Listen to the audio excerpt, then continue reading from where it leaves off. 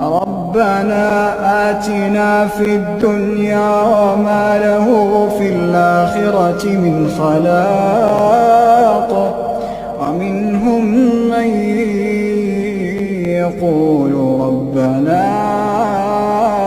آتنا في الدنيا حسنة وفي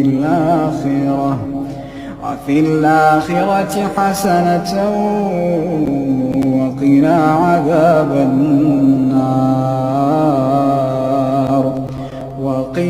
عذاب النار أولئك لهم نصيب مما كسبوا والله سريع الحساب.